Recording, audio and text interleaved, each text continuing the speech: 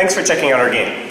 We're a small team of industry veterans who've all taken a big pay cut to work on our own game because we felt we had something innovative with a theme we personally cared about.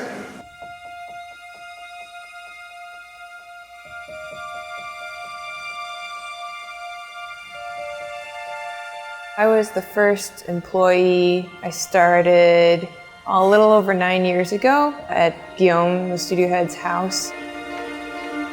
I've been making games for almost 30 years professionally, but I'd known Guillaume. We met in Toronto working at another company, and he asked me to come be the design director for We Happy Few. I'd like to welcome Guillaume Provost from Compulsion Games. Compulsion Games. Hi, we're Compulsion Games, and we'll see you at PAX. Compulsion was founded in 2009 by Guillaume Provost. He's our studio head and founder. He began the studio with this idea of building a place where we could make creative, interesting games. Every game teaches you how to make that game. So by the time you're done, you know how you should have done it. When we started We Happy Few, I don't think any of us really anticipated that 5 years later Microsoft would call us and say, hey, do you want to be a first-party Xbox studio? How much were we expending? Little by little, we added more people, and it was like a train that we couldn't stop.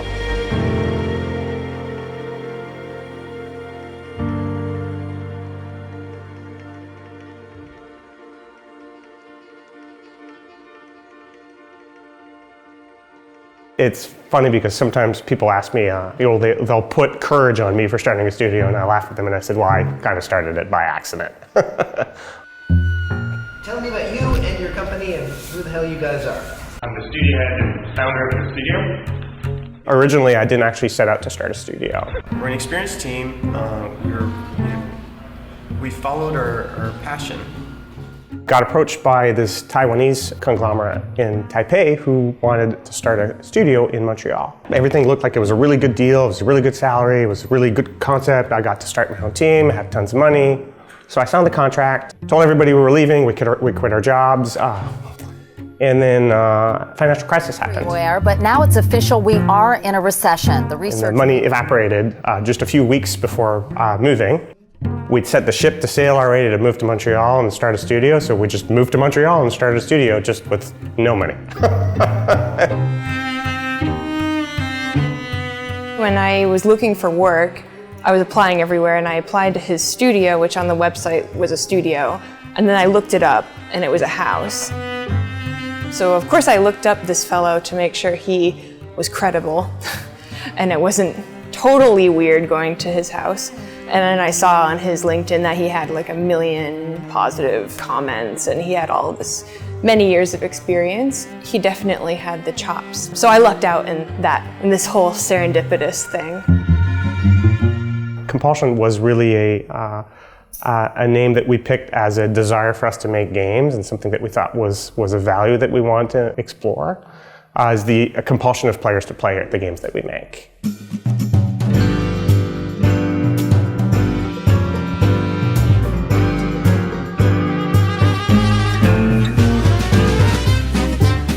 I wanted to do art for games, but I wanted to work on more experimental stuff. So when I met Guillaume, it worked out perfectly because he was just starting his little indie studio and had this very creative project he was working on.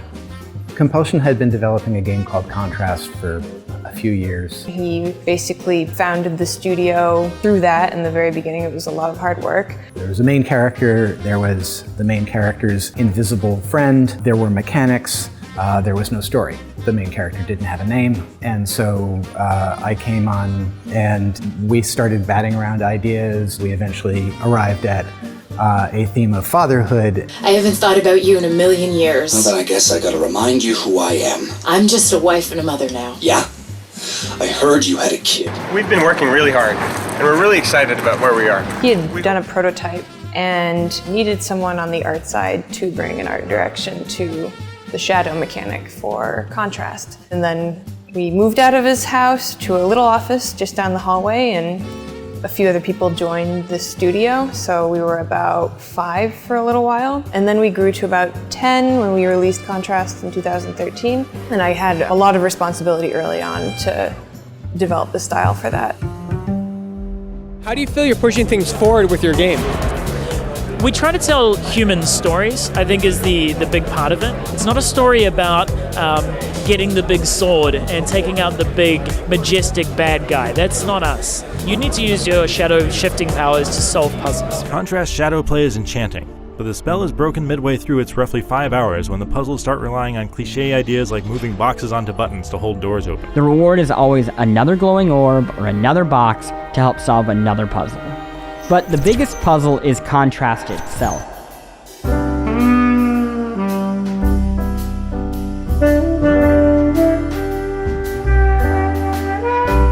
We had just finished our first game, Contrast, which is a narrative-driven puzzle platformer, and I really didn't want to make puzzles anymore. I mean, it's an interesting genre, but it was a genre that was very taxing on a design standpoint and a creative standpoint, and we wanted to do something that scaled a little bit more. We wanted something that was replayable, we wanted something that was roguelike, we wanted something that was easier for a small team to create something memorable that would have value for players. And now, the catchy new song from our favorite new band. Have you had your joy, Ollie? People tend to forget about it, but we were actually a really small team. When we started We Happy Few, there was just 5 of us.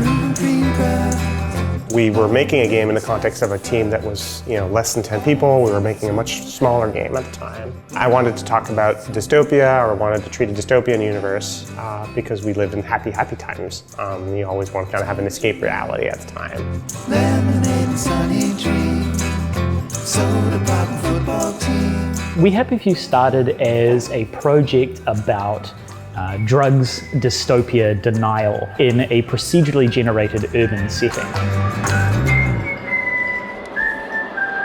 It was this idea of saying, hey, we want to build a survival game, we want to build something that is challenging and hardcore, and then on top of that we thought, well, what kind of survival game would be interesting? We thought, maybe we will set this in a city, which is not where a lot of survival games are set. Guillaume wanted to do a game with happy drugs and happy masks. After some back and forth, our art director wanted to do something in groovy 1964 Britain. Oh, hello. One of Guillaume's ideas, which was really fascinating, was the idea of a survival game, but it was a social survival game. So instead of collecting wood to make a fire, you have to survive in a society. And for me, this is one of the kind of ideas that led to being 1960s dystopian England, because it reminded me of a bunch of cultural references that felt a little like that. We wanted to avoid really cliche themes like 1984 and gray concrete blocks, and moved into discussing a bunch of different things that we thought were inspiring, like Brazil, Clockwork Orange. We looked at a number of Aldous Huxley's Brave New World was also a big inspiration in terms of having happy drugs and this kind of feeling of a society that would be happy while being in a weird kind of controlled dystopia. Like Hot Fuzz was an example. This idea that you have this sort of perfect town and then you have this dark underbelly, and there's a sense of paranoia, and there's this sort of pressure from everybody to be perfect. Try this easy test. Are you having a conversation that's bringing you down? Then one of the people who's talking to you is a downer. Our art director, Whitney, really ran with that at the time and felt like the 1960s in England was a good setting and timetable to kind of cover that type of feeling, because it was a historical moment in time where the English stopped looking back towards the Second World War and were more forward-looking towards, the race to space and the future rather than looking back. And it's a time where there was a lot more form over function, so there's a lot of creative elements that we could piece out together that kind of fit well into the mold of what we wanted to build. The 60s was like I just felt it was a really strong period for a dystopia. You have this great Doctor Who sci-fi influence from English 60s television that I thought was really fresh. And to my knowledge, it hadn't been pushed in games to the degree that I thought it could be. A lot of people have been exposed to some cultural element to some degree, whether it's kind of the the quaint English setting or the kind of mod 1960s or the kind of retro sci-fi element. I just felt like there was a ton of crazy, cool material to work with. Why do we bury downers 20 feet underground? Answer, because deep down, they're really nice people.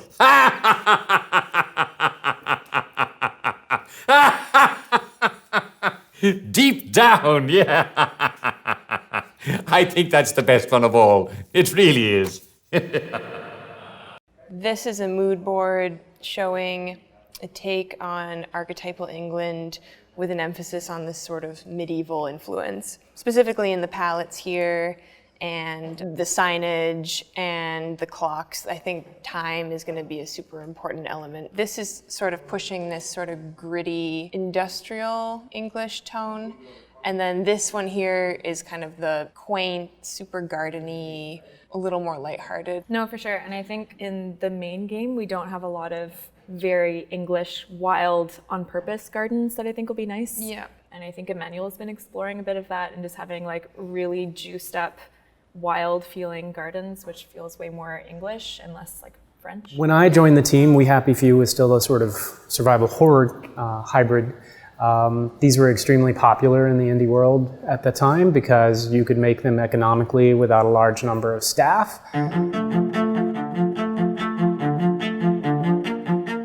Now, interestingly, because it was a game that was made by such a small team, we moved away from telling a lot of story at the beginning, and we wanted to have like this replayable, systemic, roguelike experience that small team could do convincingly and kind of create an experience for players to enjoy. And that was really the genesis of what the type of game that we were making. But very quickly, we discovered, hey,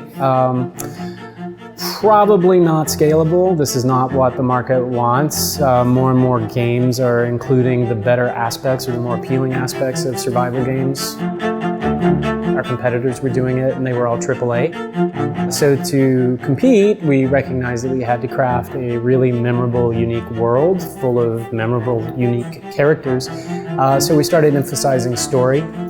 And this completely changed the game design. The first time we showed our game to the public was at PAX 2015. And we had a very small booth. Here at PAX East, taking a look at A game that was recently just announced. We Happy Few. We Happy Few. So we're here to talk about We Happy Few. How's it going, Guillaume? Really well. And what we showed was a procedurally generated world, which didn't really have any story to it. Everyone was like, oh, Bioshock, we want to know the world, what's the story, this is amazing. Next we have the game that I'm quite possibly the most excited about. One of the most exciting games. We were told by a lot of you guys on Twitter and Facebook to check out this game. At the time it was a prototype more than anything. But I think people really liked it. And this helped us transition into our Kickstarter. All right, so basically look for it soon. That's right. We are looking to make a Kickstarter campaign in 8 to 10 weeks with the express purpose to gather like an initial set of people and a community around the game to help us, really narrow down the mechanics while we work on the story in the background. Awesome. All right, thank you very much, Guillaume. Thank you.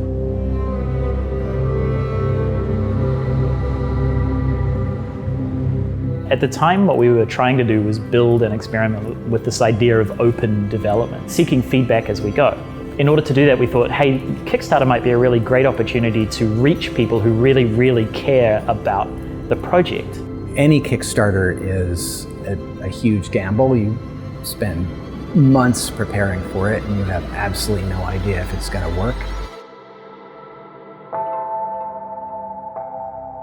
I'm actually sitting next to you already. The camera would probably just be framing you at that point. And then at one point, we switched to a camera framing both of us. I'm going to write myself just some quick cue cards, because otherwise this is going to be a complete disaster. Now, our next guest is Guillaume Provost, head of Compulsion Games. And we like to play games, don't we? So please give a great Wellington Wells welcome to Mr. Guillaume Provost. Thanks for having me on the show, Jack. Tell me, Guillaume, why make a game all about us? Well, we like England. Yes? We like the 60s. Yes, it is. We'd like a universe that is a little bit darker this time around. And Wellington Wells has been this alternate history where the England was actually invaded by the Germans during the war. Ah, yes, but we don't like to talk about so much, do we? Can I finish writing my cue cards? Because right now I just want to write my cue cards. I just want to write my cue cards. At least I get my talking points in order. So we were doing the Kickstarter campaign. Things were going really, really well. And then came E3, which was like this weird, it sucks all the vacuum of attention. Microsoft kicked off E3 2015 with an exclusive look at Halo 5 Star Wars Guardians. Battlefront. Fallout 4 is coming out November 10th. So our Kickstarter flatlined. We definitely had a little bit of moment where we were a little bit more worried.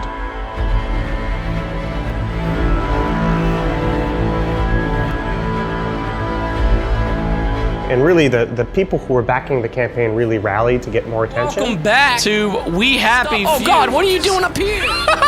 And we shot past our targets at the end. And really, it was kind of an incredible, interesting experience for us to just like understand that, yeah, actually, there was people out there that believed in what we could do and accomplish, and were interested in the type of game that we wanted to say. People were reacting, and they were, to things we would show, and it confirmed what we knew internally, right? Story's great, exotic, eccentric characters great, strange devices that you learn to craft and use as weapons, also great. People love this stuff, so having a Kickstarter campaign was phenomenal in that way, and certainly the fact that it funded development for as long as it did, thank God. Otherwise there would be no We Happy Few, or we would have stopped when it was just a survival horror simulation. Anything else you'd like to tell our audience? Yes, actually.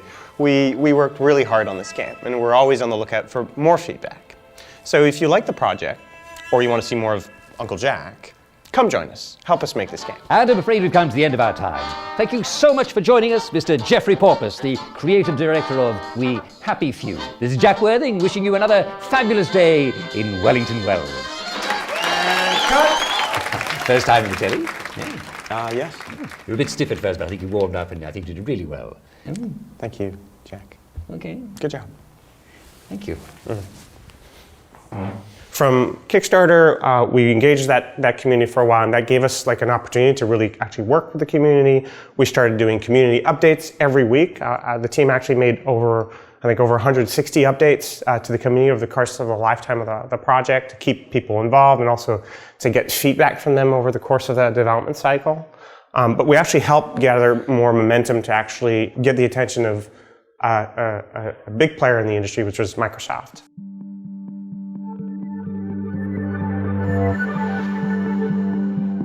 That's really one of the first key turning points for both the project and the company, which is Microsoft actually signed us on a first ID at Xbox deal, which was a deal that helped us, get some attention. We were approached by Microsoft and said, hey, do you guys want to be on stage for E3 2016? So we figured, okay, yes, of course. That kind of exposure doesn't just come. It's just a fantastic opportunity.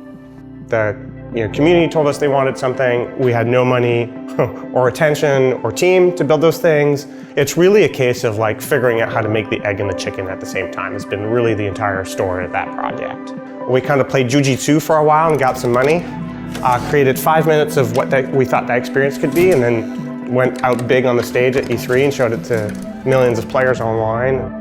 Now, I'd like to welcome Guillaume Prevost from Compulsion Games to come up on stage and show off a project that's going to be launching into Xbox Game Preview next month. Guillaume? And in those 5 minutes, we had actually gone out and realized the type of story-driven experience that the players that we'd seen at PAX had told us that they wanted to experience in our world. It was really the moment where we catapulted from being a small indie game to like a world stage first moment. That actually launched our early access campaign, which then funneled more money for us to actually grow the team and actually realize the vision that we had for the team after having it shown to the public for the first time. And after 2 years of like telling people this is the thing that we want to build, we finally had the team and the money to actually go and build it.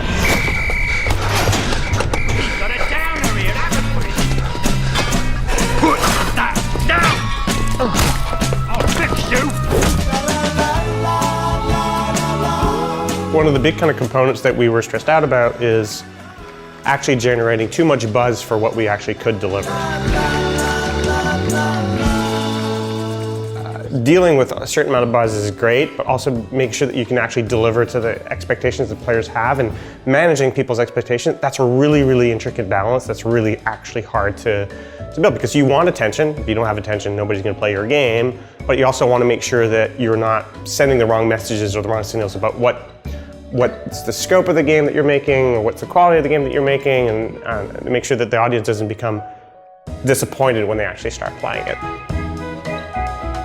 Yeah, so I figured like the reception at E3 was pretty good on the story bits. I think the one concern is just to make sure that we manage the buzz so that we also clarify that we are not like a 200-man team working on a $100 million budget, but keeping that excitement throughout the early access phase. Yeah, I think that's a good idea. I guess it just remains to be seen. Will it work? So, when we released We Happy Few on early access, and we went on E3 and Microsoft showcased the game and saw this great, what we call the rat pinata moment. Hit it! Gearbox noticed and saw that and contacted us and said, hey, would you be interested in a publishing relationship? And at the time we had thought, well, you know, we're still quite small, we're self-published, do we want to go down that route? And Gearbox came to us and said, listen, we think you've really got something here. Can we work with you to promote it, to help it grow, and to build the game that you want to build?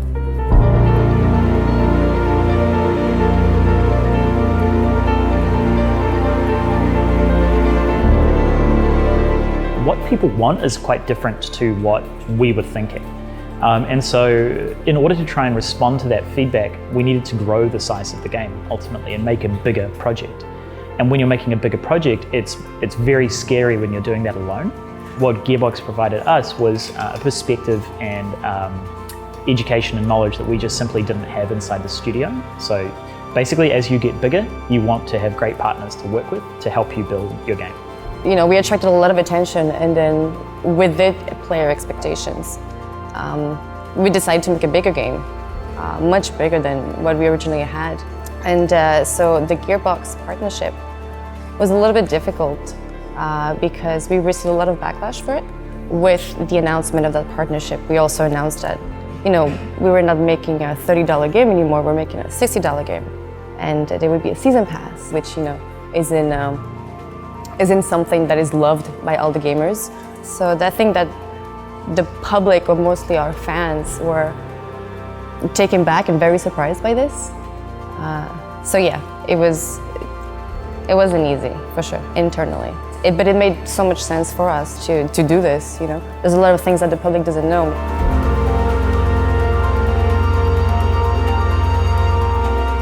You know, we needed to do this in order to grow our team, in order to build the game that people wanted to play, in order to make a game for the studio to grow. It was the logical step to do, for sure.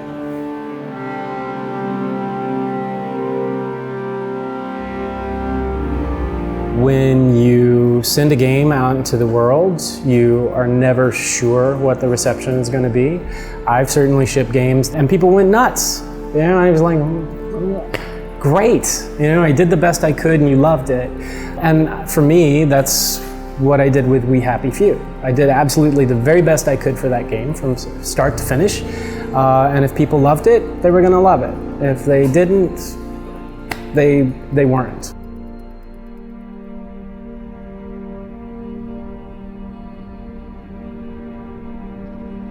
One of the things that you learn as a writer is that all feedback is true and almost all solutions offered are wrong. When we released We Happy Few, it was after 4.5 years of development, and the release was mixed. It was a mixed release. We have a large number of people who were super excited, loved what we had built, but then we had also a lot of people who were saying, hey, I'm having issues with the game and I am unable to do what I want to do in the game. I can't enjoy myself. And that's obviously super disappointing for us as developers. Feedback that we got in the end from the game I thought was pretty fair. Sometimes it's difficult to hear because you know it's feedback that you couldn't do anything about. We were pretty aware of a lot of its flaws. The toughest feedback was, ironically, the same feedback that we had reached internally, you know, the same conclusions. There were bugs that we just were so difficult to fix that we knew about them and we just knew that we were going to have to suffer with them. And And then you feel bad because you know that people are going to see them, and it breaks the immersion, breaks the experience. People rightly point out that combat isn't as deep as it could be, and the AI are either overly predictable or entirely unpredictable, and that's fair. I think with the procedural generation meant that we couldn't predict even what we would find for bugs in a lot of ways. So there were always surprises. It was like whack-a-mole, kind of. When you're making a game, one of the most important things that you can get access to is feedback. Now, whether that feedback comes from a small group of players testing in your building, whether it's your team's feedback, whether it's your mum's feedback, or whether it's the general public's feedback, all of those things can really help you build a better game if you're listening. You have to interpret the feedback and figure out what is the truth there that I can apply to what I'm doing. So you always have to interpret feedback. As a writer, I'll often find we put some lore in the game and people say, I really want to know more about this. And you have to know that the correct answer to that is great. If they want to know, that's great. That doesn't mean they get to know. If you told them, they might like it less. Wanting to know is a value in itself. Not to worry, we'll get you back on your joy and you can forget that anyone was ever screaming. You'll never be a downer again. The toughest feedback that we received on We Happy Few was probably that we had really wildly different types of people interested in the game.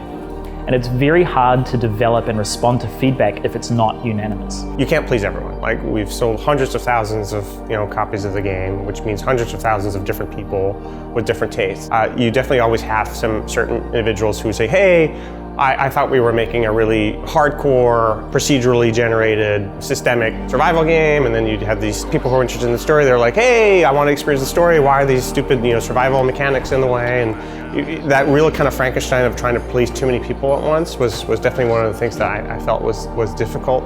And that's due to the changing nature of the direction that the project took. Since the Kickstarter, we opened the game to the community. They could play the pre-alpha, they could play, early access. Early access opened it up to everybody, not only our backers. And what we want is really to inform gamers about how we make games, why it's complicated, and why certain decisions have to be made. Knowing that there's a direction change that you would want to do for the game that would have made the game better, but not being able to do that because that's not the game you promised your Kickstarter backers or that you promised your early access backers. And we had a lot of people who say, hey, I don't understand why the world's procedural, for example. It didn't make as much sense in the context of having a story-focused game experience to have a procedurally generated game, but it made a lot of sense in the context of our Kickstarter campaign. Wanting on the one side to be faithful to what we've promised the community we would build, but also seeing what would be the right direction for the team is one of the things that was super difficult for us to deal with in a kind of an early access, community-driven game development where we had made Kickstarter promises at the beginning. That tension was impossible to reconcile.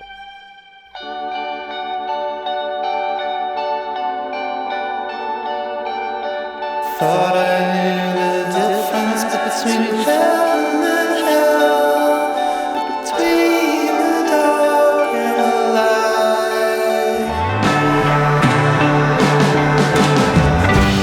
I was thrilled with the game's reception. I was particularly thrilled that British people liked it. We were concerned that they might go, that's, you made that all up, you don't know anything of us. But they kind of went, oh yeah, that's pretty accurate. Yeah. The people who remain with us, who are playing the DLCs, are very, very nice, loyal fans they love the lore of We Happy Few. They love the world we created, and all of our characters, they mean something to them. And I think just talking with them about it is probably one of the calmer, nicer part of this whole journey. I think people really dug the story and the world, and felt that we took them to a place that they hadn't been before, and gave them an emotional experience. I think we're going to do even better the next time. Hello. Let's have a look at you, shall we? What happened to your clothes? Have you been running through rose bushes?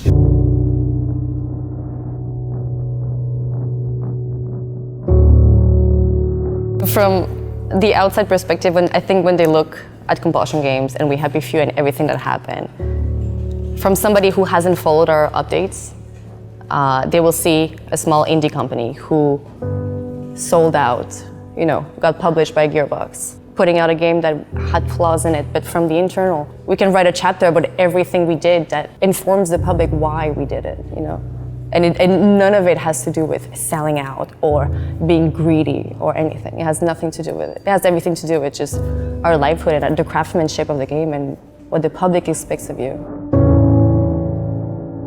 Every game teaches you how to make that game. So by the time you're done with the game, you know how you should have done it. With a project like We Happy Few, which to this point has now taken 5.5 years, we've learned an extraordinary amount. I think probably the most important lesson that we learned is to make sure that the game we're making is in line with the expectations of the people we're making it for.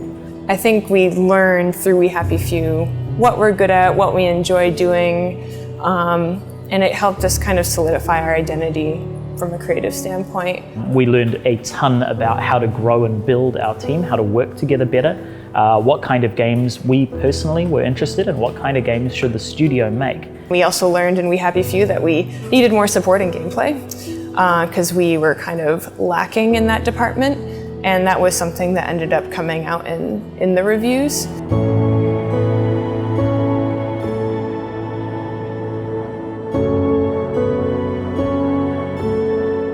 Looking back and having like 20/20 hindsight is always pretty easy. The thing is, I don't know that I would have done a lot of things differently. We did the decisions that we could at the time with the information that we had. So we were lucky along the way to have a good time and be there at the right time, in the right place for us to grow bigger with the game that we had.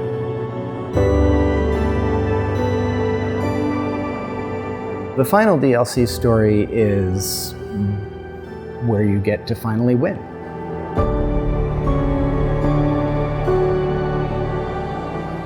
Victoria, or the Slave of Duty. I would start with just like the basic, she wants to impress daddy with her attention to duty. Have you forgotten your joy? Yeah, so she's all about the duty, idealizes. About the duty.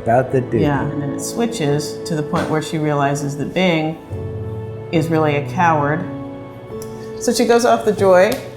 Okay, so she goes off the joy and she discovers that Wellington Will sucks. Everything has not been about duty. So that's where she goes, fuck it, I have to burn the whole thing down. Yeah, and that's when she goes and burns the whole thing down. And then we have all the fun gameplay that they're going to design, and you're going to blow stuff up. And Dinosaur battle. Dinosaur battle. I think want we a got dinosaur it. battle. Okay. Can we have a dinosaur battle? Okay. High five. Okay. I think our work here is done. The Victoria DLC is the conclusion of the We Happy Few saga, and it has been quite a saga. By the end of making We Happy Few, we kind of saw the engine that we'd created, what kind of stories that could tell really well. When we got to the final DLC, it's kind of the culmination of everything that we were trying to do in the first place. It's I feel, the game that we were trying to make. Truth is the enemy of happiness.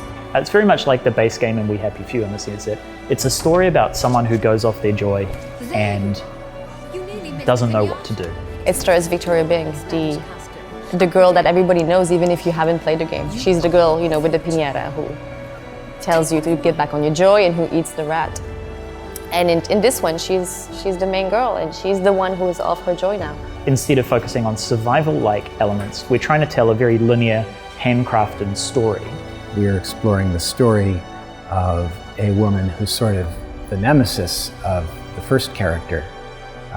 She's somebody who has stood for authority, and now she's on the other side exploring the world that she created. Have you forgotten your joy? Why won't you give me my joy? I think the player probably has wanted to tear down this ridiculous system of We Happy Few, and We All Fall Down has the opportunity to stab the system in the guts and watch it bleed. It's you know, it's the grand finale, it's the end of it. It's the end of We Happy Few.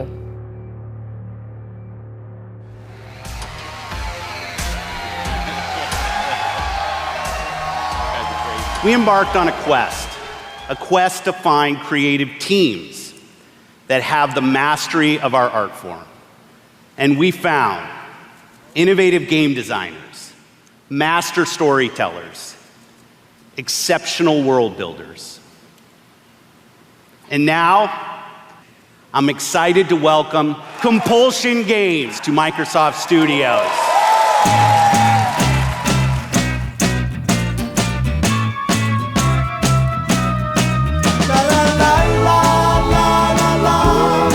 So when we started We Happy Few, I don't think any of us really anticipated that 5 years later Microsoft would call us and say, hey, do you want to be a first-party Xbox studio? I don't think that ever crossed our mind. They basically came to us and said, we want you to keep doing what you do really well, but now you have a budget. So we were like, okay, that's great, let's do that. We have been told to keep making really weird, just different things. So on the creative standpoint, it's just been all positive. Trying to maintain creativity inside an organization like Microsoft is not as hard as people think it is. It's really just about having a leadership group inside Microsoft that understands the value of creativity and creative games.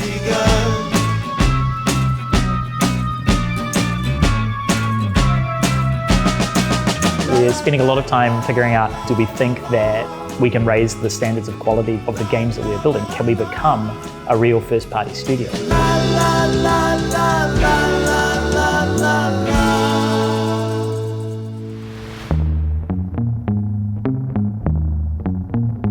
I think working with Gearbox prepared us to work with Microsoft in a lot of ways, because we let them into our world and we learned to be very, concise and precise with our feedback back and forth. Learning how to give and receive feedback is a really big part of an organization like Microsoft. When you're an independent developer, you do whatever you want. Ultimately, you're saying, hey, I am my own sort of thing. For the first time in a very long time in my career, to be able to create without this cloud of impending doom about financing or studio politics. Not having to, carry those sort of twin albatrosses around, I think, are extremely liberating. Being independent is risky, it's scary, and it's one of the reasons why I have a ton of respect for every independent out there. When we were going through our We Happy Few's development, we had to seek funding every year and a half or so. And what that does is it creates strange incentives about how you develop, because you're always thinking, what happens if it dries up? Now, as part of Microsoft, we don't have to worry about that. We can now know that we are supported. We can start planning a game from the beginning right until the end. And that's actually removed a lot of the focus from finding where we're going to find the next paycheck to actually concentrating on what is it that we need to make great games. I could be more forward-looking to what do we actually need in order to actually succeed. And that's a huge difference from having a big backer like Microsoft that's allowing us our creative space and our creative freedom, from being an independent developer that's starving all the time and looking for money. Build the team not just for the next game, but for the next series of games. If everyone else is anything like me, I think they are preparing to do the best work of their careers. What a wonderful story. I hope you enjoyed hearing it as much as I enjoyed telling it. And remember, stay at home at night or terrible things may happen in the dark. I'm afraid we've come to the end of our time. Good night, all. You feel like it's made you a better studio? Well, I guess we'll know whether we're a better studio once we get out the next game, and people will tell us whether we're better or not.